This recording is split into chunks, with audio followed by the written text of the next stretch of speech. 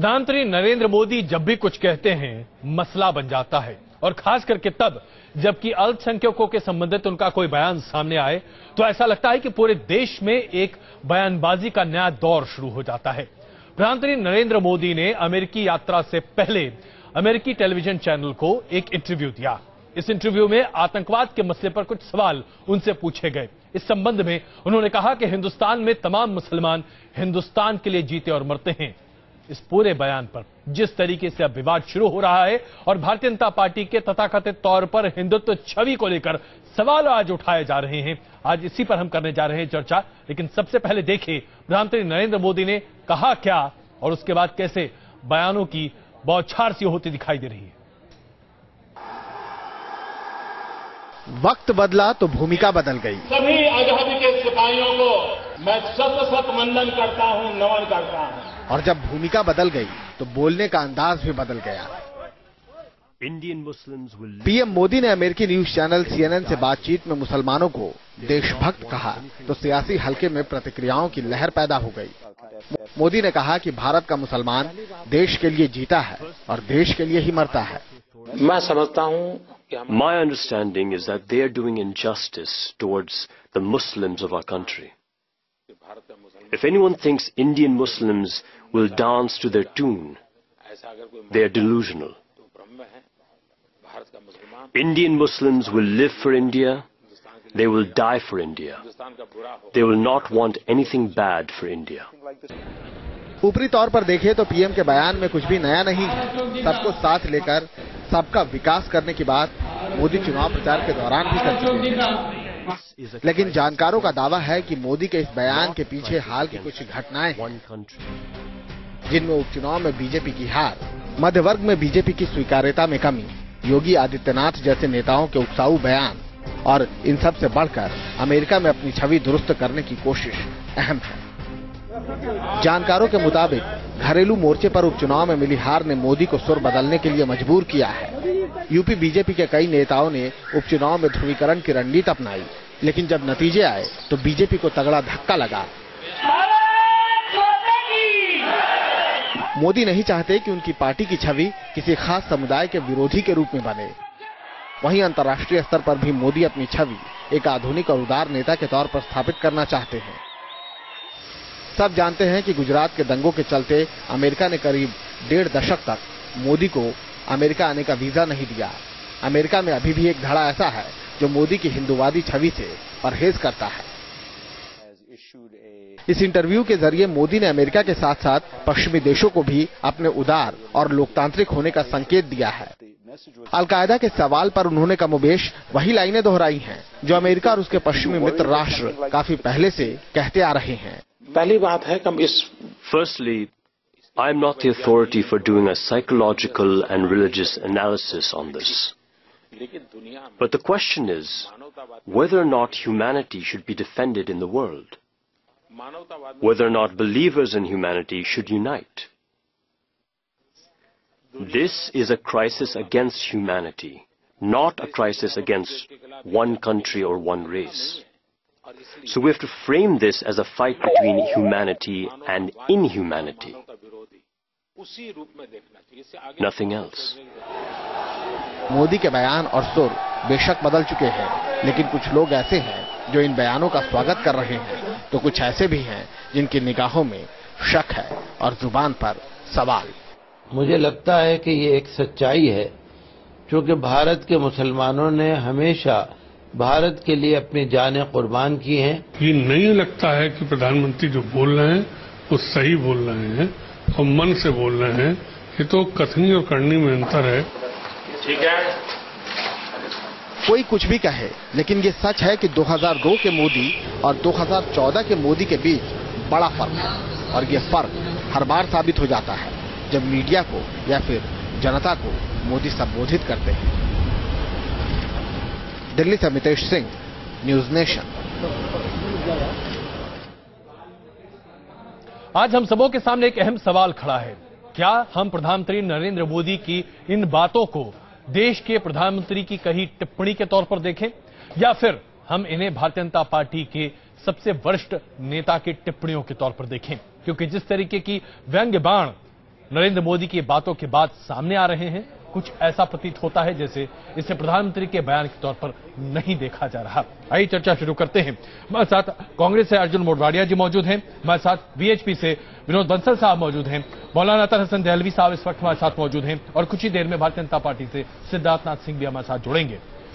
अर्जुन मोढवाडिया जी, नरेंद्र मोदी जी को आप बहुत जमाने से जानते चले आ रहे हैं और उनके बारे में टिप्पणियां लगातार करते चले आ रहे हैं।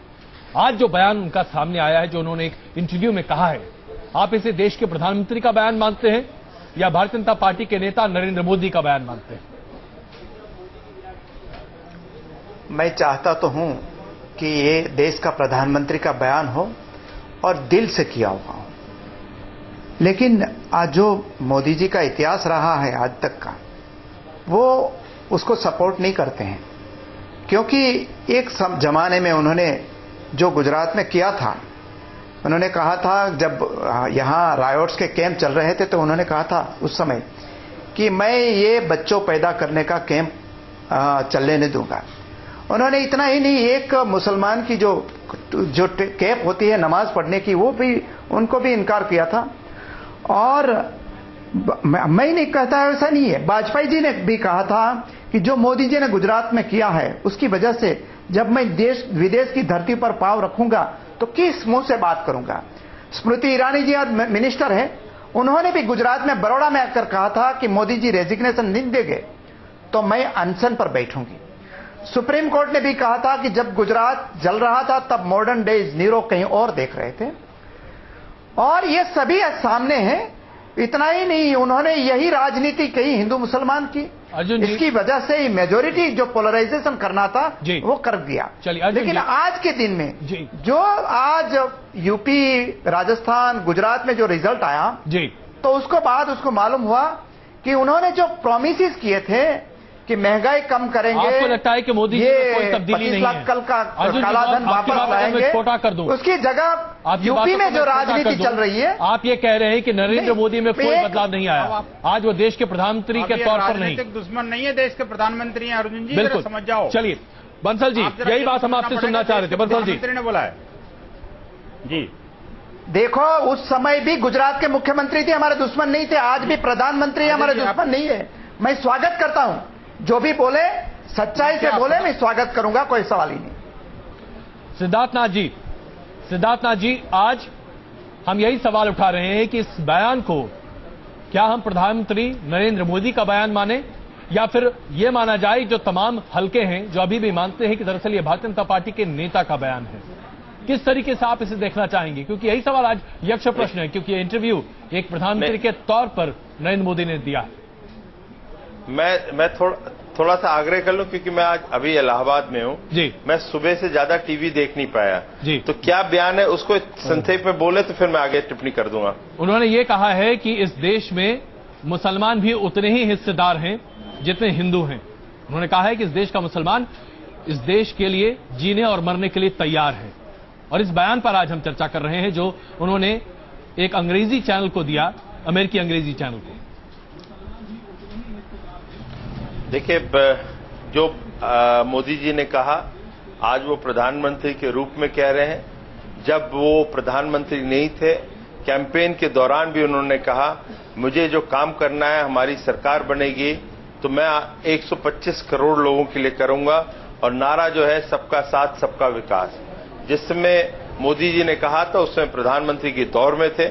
आज वो प्रधानमंत्री के बन चुके हैं, यही चीज कहेंगे। तो मुझे कोई शक नहीं कि मोदी जी यही नहीं, जब मुख्यमंत्री थे तो उस रूप में भी वो सबके लिए करते थे। जितने 8 करोड़ गुजराती थे वो गुजरात की जनता के लिए किया। आज भी वो 125 करोड़ भारतीयों के लिए कर रहे हैं, जिसमें धर्म अलग हो सकते हैं वो, मगर सबके सब एक इंडियन है और वो भारतीय हैं। मौलाना अतर हसन दहलवी साहब जी, इस बयान पर भी अगर हम देखें तो इस्लामिक समाज में अलग अलग तरीके की प्रतिक्रियाएं आ रही हैं। कुछ लोग स्वागत कर रहे हैं और कुछ लोग कहते हैं कि दरअसल आप योगी आदित्यनाथ की तरफ क्यों नहीं देखते। आप क्या समझते हैं? देखिए, सबसे पहली चीज तो ये है कि बहैसियत प्रधानमंत्री जो उन्होंने बयान दिया है जी, उस पर कृष्ण बिहारी नूर का एक मुझे शेर याद आता है कि सच घटे या बढ़े तो सच न रहे जी, और झूठ की कोई इंतहा ही नहीं। योगी, साक्षी महाराज, जो भी बयानात आते रहे जी, उस पर माननीय प्रधानमंत्री की खामोशी से कहीं ना कहीं हमको लगता था कि उनकी खामोशी जो है वो लोकतंत्र के लिए जो है हानिकारक है। लेकिन उन्होंने बयान जो दिया है वो बयान सराहनीय है। और लेकिन उसके साथ एक चीज और भी है जी, उनके बयान देने से पहले भी भारतीय मुसलमान देशभक्त था, उनके बयान देने के बाद उनको और बल मिला कि देश के प्रधानमंत्री ने उनको प्रमाण दिया और आगे भी रहेगा। लेकिन एक चीज जो मुझे भाजपा के प्रवक्ता हैं, मुझे बड़ी इस पे आश्चर्य है और सबसे ज्यादा मैं समझता हूं इस बहस में मुझको चिंता की बात भी हो रही है कि देश के प्रधानमंत्री जिसके अभी तक तकरीबन यूट्यूब पे 2.5 लाख से ज्यादा लोगों ने जिस पर टिप्पणी कर चुकी हैं, अगर भारतीय जनता पार्टी के नेताओं को अपने प्रधानमंत्री के बारे में ये बात नहीं मालूम हो सकता है वो यात्रा में नहीं पहुंच पाए। दिलवी साहब देखिए, यात्रा के समय बहुत सारी ये व्यक्तिगत लेकिन मेरा कहना यह है जो आज की तारीख में देखिए माननीय प्रधानमंत्री महोदय को यहां तक पहुंचने बहुत सारे उनके चेहरे थे, बहुत सारे पड़ाव को उन्होंने निकल के आए हैं। आज वो प्रधानमंत्री से एक वर्ल्ड लीडर की तरफ जा रहे हैं और जाहिरी बात है जब वहां पे 250 मुल्कों के देशों के लोगों को वो संबोधित करेंगे तो वहां पे एक बड़ा मुद्दा ये भी होगा कि इंडोनेशिया के बाद एक बड़ी मेजोरिटी आप क्या रहती है, तो उनका बयान काबिल कबूल है। ये बयान अमेरिकी यात्रा से पहले दिया गया, दरअसल अंतर्राष्ट्रीय जगत को संबोधित करने वाला बयान है। नहीं, मैं इसको नहीं मानता। मेरा कहना यह है कि उनका बयान हर हाल में काबिल कबूल है, काबिल एहतराम है। लेकिन मैं आपके माध्यम से माननीय प्रधानमंत्री से एक अपील करना चाहता हूं कि वो जाने से पहले उन लोगों को जिन्होंने उनके सच्चे से पहले इतने झूठ बोले हैं जिससे जो धराशायी हुआ है लोग, उन लोगों को भी ऊपर कुछ ना कुछ कह के जाए ताकि और बल मिल जाए। बंसल साहब जी, हाँ अजय जी बात यह है कि सबसे पहले तो मैं कांग्रेस के जो महाशय बैठे हैं उनसे ये कहना चाहता हूं कि अब तो वो देश के प्रधानमंत्री बन गए हैं, न कि किसी राजनीतिक पार्टी के सिर्फ नेता जी। और एक प्रधानमंत्री ने एक जिम्मेदार बात कही है, देश का प्रत्येक नागरिक, हिंदुस्तान का प्रत्येक हिंदुस्तानी वो देशभक्त है, उसने देश के लिए जान दी है और जान देता रहेगा। ये हमारी परंपरा है, पुरातन नीति है जी। अब आवश्यकता इस बात की है कि सिर्फ अपने आस्तीन में छुपे हुए सांपों को पालने से बचना है। एक तो उनको पालना नहीं है, अगर कोई पल गया तो उसको बाहर निकालना है। नहीं, बंसी साहब आपका इशारा किसकी तरफ है? आज ये कहना चाह रहा हूँ मैं बड़ा स्पष्ट तौर पर, मैं आपको स्पष्ट तौर पर ये कह रहा हूँ कि जो नेता अभी भी देश को प्रधानमंत्री नहीं मानते उनके नरेंद्र मोदी जी को, पहले तो उनको ठीक समझना पड़ेगा। दूसरी बात यह कि ऐसे कुछ कठमुल्लों से और ऐसे कुछ राष्ट्रद्रोही तत्वों से बचना पड़ेगा कि जो कि भारत माता को डायन कहते हैं, जो भारत का तिरंगा जलाते हैं। ये आपत्तिजनक बात है, माफ कीजिएगा, ये आपत्तिजनक बात है, ऐसी बातें टेलीविजन पर नहीं करनी चाहिए। गलत बात मैं बिल्कुल नहीं, ये गलत बात नहीं। देखिए, ये गलत बात सुनिए, नहीं जो लोग शहीदों का अपमान करते हैं, इस तरह का प्रचार और प्रोपेगेंडा करने का मौका हम आपको नहीं देना चाहिए। बंसल साहब वो 125 करोड़ लोगों के प्रधानमंत्री हैं, उनका बयान सबके लिए काबिल कबूल है। हमारा कहना यह है कि प्रधानमंत्री के इस बयान से सभी लोगों को जो है वो सहमति जतानी चाहिए। चलिए सिद्धार्थनाथ जी, आज जिस तरीके से कांग्रेस मोदी जी के बयान पर, जी मैं आप ही के पास आ रहा था सिद्धार्थनाथ जी। बिल्कुल सिद्धार्थनाथ जी।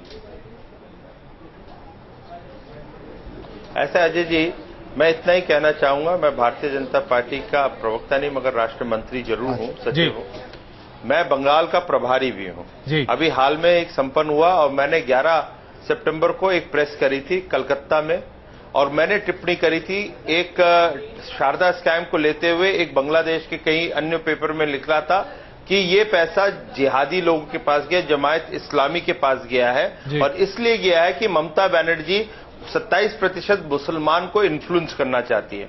तो मैंने बड़े करड़ शब्दों में कहा कि मैं इसका खंडन करता हूं, क्योंकि भारत का कोई भी मुसलमान और खासतौर का बांग्लादेश का कोई भी वेस्ट बंगाल का मुसलमान वो देशद्रोही नहीं हो सकता। कहीं कहीं हर जगह एक्सेप्शंस होते हैं, मगर सबके सब एक राष्ट्रवाद है और देशभक्त है। इसलिए उनके ऊपर इस प्रकार की जो टिप्पणी करी गई है बांग्लादेश के पेपरों में, मैं उसका खंडन करता हूं। उम्मीद करता हूं कि ममता बनर्जी अपने आप को सेकुलर कहती हैं, वो मेरे इस खंडन के साथ जुड़ेंगे। लेकिन हुआ कुछ और, वो अलग विषय। मेरे ऊपर 4 FIR ममता बनर्जी ने कर दी है बंगाल कलकत्ता में। लेकिन भारतीय जनता पार्टी का ये हमेशा मानना है कि देश का हर नागरिक भारतीय इंडियन है, और हम चाहते हैं कि जो मुसलमान जो हैं उन लोगों को जो डराया जाता है ये सो कॉल्ड सेकुलर पार्टी से, उसका वो समझे कि आप उनके वोट बैंक नहीं हो, आप वोट बैंक भरो इस देश के विकास के लिए, ना ही हमारे लिए बनी है। मगर जो विकास करता है, जो आपका विकास कर सकता है, सबका विकास कर सकता है, वैसे प्रधानमंत्री, वैसी पार्टी के साथ आप जुड़िए, मगर किसी वोट बैंक के चक्कर में आप बहकावे में मत आइए। अर्जुन जी, ये सीधा सीधा आक्षेप आपकी पार्टी पर है। देखो, वोट बैंक की राजनीति अगर किसी को करनी है तो वो जो 15% वाले की नहीं करेंगे। अगर करनी है नहीं, वो तो 85% वाली जो आज भाजपा कर रही है वो करेंगे। लेकिन मैं ये कहना चाहता हूं कि आज जब भी मोदी जी बोलते थे, पहले चीफ मिनिस्टर के तौर पर बोलते थे, आज प्रधानमंत्री के तौर पर बोलते हैं, और पहले हमने क्रिटिसाइज किया था उसको क्योंकि उनका बात कोई अलग कर रहे थे। आज के दिन में अगर उन्होंने सच्चे दिल से बोला है जी, अगर नहीं भी बोला है, जैसी तरह भाजपा में कहा जाता था, गोविंदाचार्य जी ने कहा था कि नहीं, मुझे पहले सुन तो लीजिए। वाजपेयी जी के बारे में कहा गया था, गोविंदाचार्य जी ने कहा था, जो आरएसएस के आइडियोलॉग थे, उन्होंने यह कहा था कि वाजपेयी हमारे भाजपा के मुखौटे हैं, असली चेहरा नहीं है। मोदी जी ने भी असली चेहरे से बात की है, इसे मैं ऐसा मानकर चलता हूं, मुखौटा नहीं है। ये इतना ही मेरी अपेक्षा है उनसे। दूसरी बात जो कही गई कि अगर ये सच्चाई में ऐसे मानते हैं तो योगी आदित्यनाथ जी जो आज बोल रहे हैं, साक्षी महाराज बोल रहे हैं, अमित शाह जो भारतीय जनता पार्टी के अध्यक्ष बोल रहे हैं, और मोदी जी खुद क्या बोल रहे हैं, जिन्होंने आजम खान जी क्या बोल रहे हैं, जो सोमनाथ के स्वागत किया था, उनके बारे में इमरान मसूद के बारे में क्या कहते हैं, मुसलमानों के भला कर रहे हैं, बेनी प्रसाद जी के बारे में क्या कहते हैं, सलमान खुर्शीद के बारे में क्या कहते हैं, ये पहले खुलासा करिए आप लोग। आप खाली मुसलमान को वोट बैंक की तरह रखना चाहते हैं, उनके विकास के लिए आपने कुछ नहीं करा।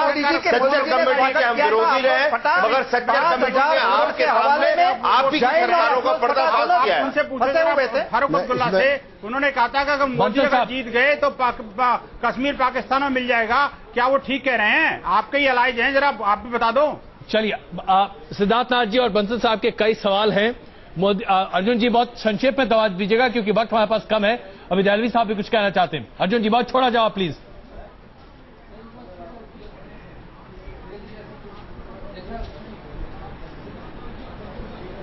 अर्जुन जी, ऐसा लगता है कि अर्जुन जी फिलहाल हमारे साथ नहीं। उनसे अर्जुन जी आवाज आ रही है आपको हमारी? नहीं, मैं जी हाँ, आवाज आ रही है। बिल्कुल बताइए जी, क्या प्रश्न पूछा गया मेरे को? सवाल ये है कि आपके तमाम पार्टी के नेताओं के ऊपर आज सवाल उठाए रहे हैं। सिद्धार्थनाथ जी ने सलमान खुर्शीद से लेकर बेनी प्रसाद वर्मा तक तमाम लोगों के ऊपर आज सवाल खड़े किए हैं और चाहते हैं कि कांग्रेस पार्टी उनके बयानों पर भी स्पष्टीकरण दे। देखो, कोई ऐसा बयान किसी ने नहीं दिया है। बयान दिया है तो अमित शाह ने दिया है। बयान दिया है तो योगी आदित्यनाथ जी ने बयान करवाया है। बीजेपी ने करवाया, अगर नरेंद्र मोदी जीतने के लिए करवाया। बंसल साहब आग्रह, वो हार गई।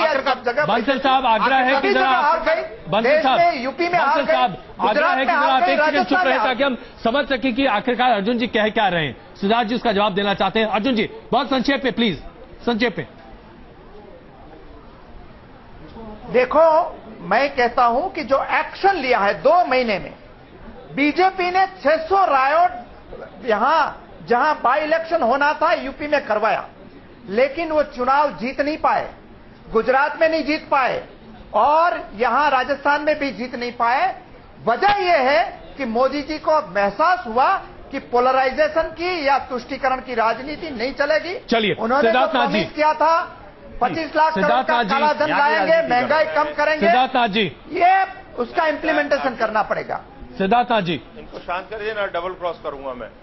ऐसा है, गुजरात की आप जितनी भी बात कर लीजिए, गुजरात में अच्छी संख्या है मुसलमानों की भी, और उनके लिए मोदी जी ने जितना काम किया आज उनके वोट पड़ रहे हैं। मैं इतना ही अर्जुन जी आपको उदाहरण देना चाहता हूं। आज मैं बंगाल का प्रभारी हूं।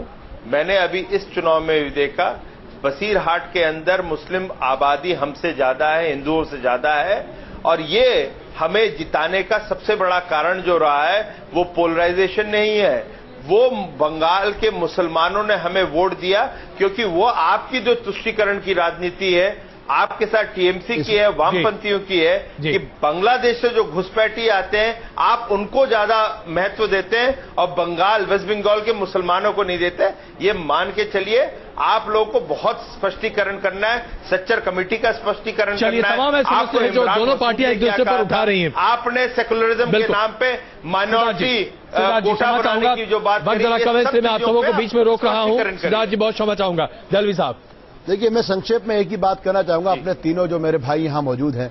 पहली चीज तो ये, उनके इस बयान पर मैं समझता हूं सियासत की कोई जरूरत नहीं है, वो भारत के प्रधानमंत्री हैं और उनका ये बयान सबके लिए एक अच्छी बात है। दूसरी चीज ये, मैं बंसल साहब के माध्यम से साक्षी महाराज को भी और योगी साहब को भी, ओवैसी साहब को भी, खान साहब को भी, मौलवी साहब सबको एक बात कहना चाहता हूं। इस देश का मुसलमान और हिंदू पोलराइजेशन की पॉलिटिक्स से आगे जाके जाने की बात कर रहे हैं, इसलिए जो बयान है उससे हमको और बल मिला है कि हम देशभक्त हैं। तीसरी चीज जो मैं सिद्धार्थ जी के जरिए अपने प्रधानमंत्री तक एक बात पहुंचाना चाहता हूं कि देखिए, क्या ओवैसी साहब हो या खान साहब हो या मौलवी साहब, उनकी बातें हमने नहीं सुनी है, फतवों के जरिए हम वोट नहीं डालते, सबने देख चुके हैं। लेकिन मेरा कहना यह है कि माननीय प्रधानमंत्री जो एक वर्ल्ड लीडर बनने जा रहे हैं, उनकी छवि ऐसी है, क्या ही अच्छा हो कि वो महंत साहब योगी जो अब महंत बन चुके हैं, साक्षी महाराज और उन लोगों को जो आपने बड़ी अच्छी अच्छी बातें की बंगाल में जो आपने देखा, क्या ही अच्छा हो बंसल साहब कि अब हम इस मुल्क के अंदर ये कटमुल्ला जैसे शब्द, आस्तीन के सांप, इनसे आगे निकल के बात करें कि हमको इस मुल्क का निर्माण करना, और इस मुल्क का निर्माण जो है वो इन लफ्जों के साथ नहीं होगा। उत्तर प्रदेश में भाजपा या कांग्रेस की जीत और हार पे, चूंकि मैं कोई सियासी आदमी नहीं हूं, मैं इस मुल्क की उस आवाम को, चाहे वो गुजरात में हो या कश्मीर, उनको सलाम करता हूं जो भारत की एकता और अखंडता में यकीन रखते हैं, मैं भी रखता हूं। बंसल साहब, नहीं, बिल्कुल ठीक है, मौलाना साहब की बात से मैं सहमत हूं, लेकिन इसमें एक बात को बड़ा ऐड करना पड़ेगा। बात आतंकवाद की हो रही है, तो जो आतंकवाद को पनाह देने वाले, देखिए, जब तक लोकल सपोर्ट नहीं मिलती, आतंकवादी अपनी गतिविधि में सफल नहीं हो सकता। तो अपने साथ रहने वाले आस्तीन के सांपों को हमें अलग करना पड़ेगा और साथ में देश को सजग रह करके आप वाइको को अलग करवाइए ना, बीजेपी से मरना मिटना पड़ेगा। आप भारतीय जनता पार्टी को कहिए कि वो वाइको साहब जो LTTE की हिमायत करते, उसके लिए अनशन करते फिरते हैं, तो उनको अलग करवा दीजिए, तो मुझको ज्यादा खुशी होगी। मैं तो कहता हूं, मैं तो कभी हिमायत ही नहीं करता। नहीं, देखिए भारतीय जनता पार्टी के जो प्रवक्ता हैं या जो पदाधिकारी हैं, कोई शक नहीं है कि सिद्धार्थ जी तो इसका जवाब देंगे, बात कह रहा हूं, लेकिन बंसल साहब यहाँ एक बात है जिसका जवाब शायद आपको देना पड़ेगा। आतंकवाद का क्या कोई मजहब है?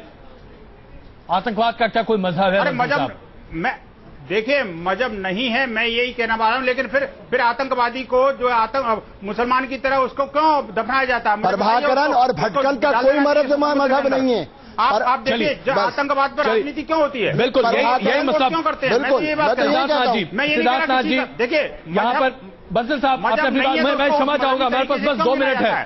सिद्धार्थ नाथ जी, आज सबसे बड़ा मसला चले जाते हैं जो उत्तर प्रदेश में बनता दिखाई दे रहा है, योगी आदित्यनाथ की बातों को लेकर, और जहां आप जोधाबाई और अकबर की बातें करते दिखाई देते हैं, इन बातों को लेकर आपत्ति है, और आप उत्तर प्रदेश की राजनीति से बखूबी वाकिफ हैं। क्या आपको लगता है कि इस तरह की राजनीति को भारतीय जनता पार्टी को हवा देनी चाहिए थी? सिद्धार्थ जी जिस इलाहाबाद से आते उसके किनारे अकबर का है, जहां जोधा बैठ के गंगा आरती करती थी। सिद्धार्थ जी, आप तो जानते हैं कि संगम के तट पे अकबर का वो किला मौजूद है जहां जोधा गंगा आरती करती थी। जी, मैं बहुत दफे वहां हुआ हूं। मैं थोड़ा सा ये कहूंगा, इंडिविजुअल्स पे ना जाएं। हम लोगों को एक जो मोदी जी ने कहा है, सबका साथ सबका विकास, इस डायरेक्शन में भारतीय जनता पार्टी के हर सिपाही को चलना चाहिए। मैं इतना मानता हूं कि कुछ समस्याएं हैं इस देश में, कहीं न कहीं धर्म के नाम पे बहुत कुछ हो रहा है, कन्वर्शन हो रहा है। मैं किसी एक धर्म की विशेषता पे नहीं बोल रहा हूं, हर जगह हो रहा है, क्रिश्चियंस के साथ भी हो रहा है। ये जो शब्द हैं, शब्दकोश एक विकी लीक में 2010 में निकला था, जो चेन्नई में काउंसलर जनरल थे यूएस के, मैं उस पर भी नहीं जाना चाहता।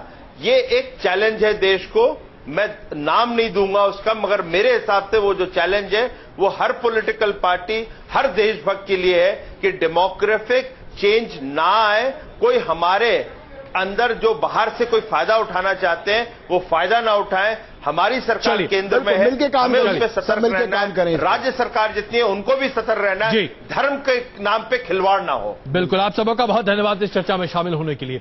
इसमें कोई दो राय नहीं है कि प्रधानमंत्री मोदी के बयान पर राजनीति भी होती दिख रही है और बयान भी बहुत जबरदस्त आते दिखाई दे रहे हैं। लेकिन शायद हम सबों को यह बात याद रखनी चाहिए, ये बातें देश के प्रधानमंत्री ने कही हैं, इसे हल्के में नहीं लिया जा सकता। बने रहिए हमारे साथ, वापस आते हैं कुछ और मुद्दों पर आपके साथ चर्चा करते हैं।